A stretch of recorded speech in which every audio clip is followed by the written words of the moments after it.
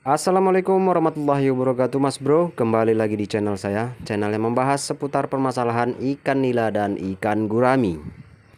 Pada kesempatan kali ini saya mau sedikit berbagi pengalaman lagi ya, tentang cara kita untuk melihat ciri-ciri ikan gurami yang stres dan bagaimana untuk cara kita mengatasi ikan gurami yang stres tersebut.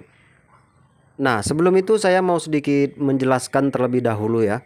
Untuk kehidupan ikan gurami ini, dia biasanya kalau di alam bebas itu di air yang tenang ya, dan dalam.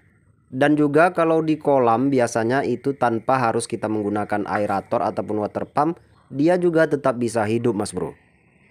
Jadi intinya berbudidaya ikan gurami ini tidak sesusah ikan-ikan air tawar yang lain ya. Ini kita lama ganti air tidak masalah, airnya tidak menggunakan water pump tidak masalah juga ya. Oke, jadi untuk kita melihat ciri-ciri ikan gurami yang stres itu, biasanya dia terlalu sering untuk muncul ke permukaan air, Mas Bro. Sambil membuka mulutnya seperti orang kekurangan oksigen gitu. Nah, sering dia mengadah ke atas saja. Nah, itu biasanya menandakan ikan gurami kita stres dan kondisi air kolamnya sedang tidak baik-baik saja. Biasanya seperti itu, Mas Bro ya. Lalu ciri-ciri yang selanjutnya, ikan guraminya kadang mau ke permukaan dan mengambang. Kadang dia mau menyendiri di sudut-sudut pinggiran seperti orang ketakutan gitu, Mas Bro. Seperti ikan yang ketakutan. Biasanya ikan gurami yang stres itu disebabkan bisa jadi karena berantam ya dari ikan gurami yang lain, menyebabkan ikannya seperti ketakutan, stres deh ya.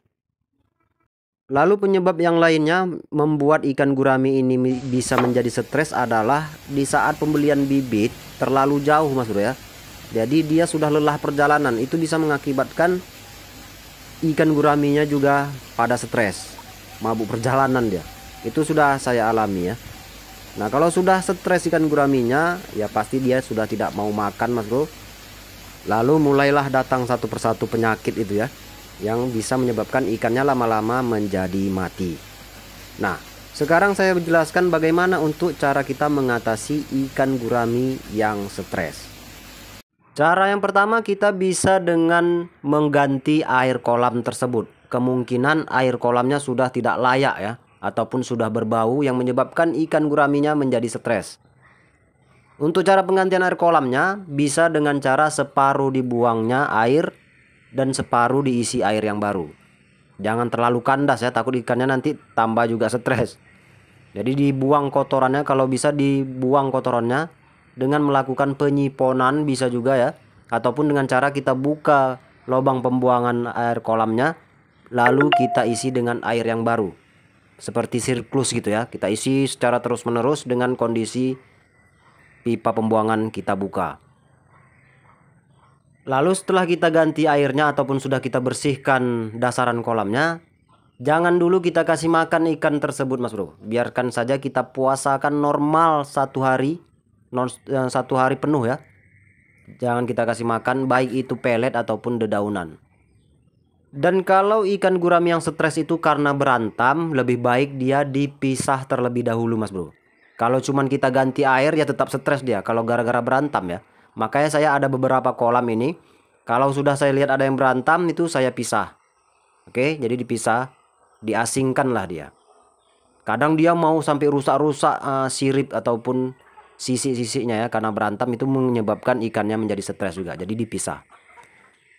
Dan kalau dia sudah berjamur, stres pun berjamur dia, lebih baik dia diasingkan, baru kita kasih daun pepaya dan garam kasar diaduk menjadi satu. Kita campur juga dengan EM4 agar sembuh untuk luka jamurnya ya.